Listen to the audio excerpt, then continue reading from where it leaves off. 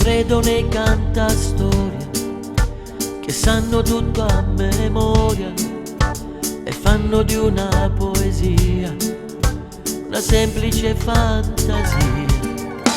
Ma quello che sto per dirvi non è scritto da copione, racconto una storia vera, voi state a sentire me. Lei mi guardava con quell'aria indifferente, già sapeva tutte me, che amavo solo la mia libertà, vagabondavo la felicità, ma lei più furba mi stunai solo quei vasi con la sua maturità. Forse era l'aria, forse l'allegria, lei già era mia.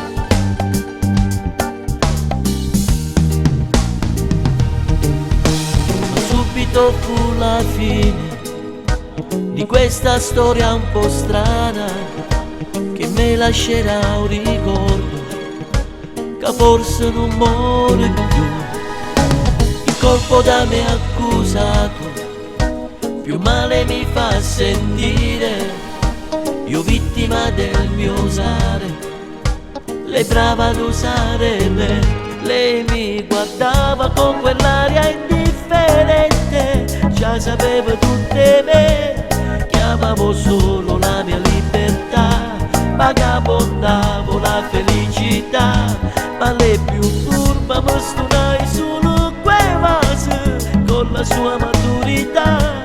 Forse era l'aria, forse l'allegria, lei già era mia.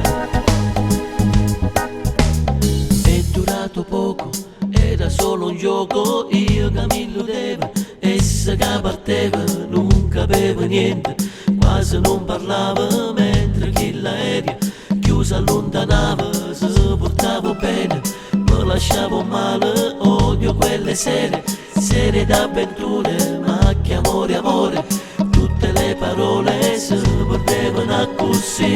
E mo pure io saccio di una delusione, saccio un po' di soffrire.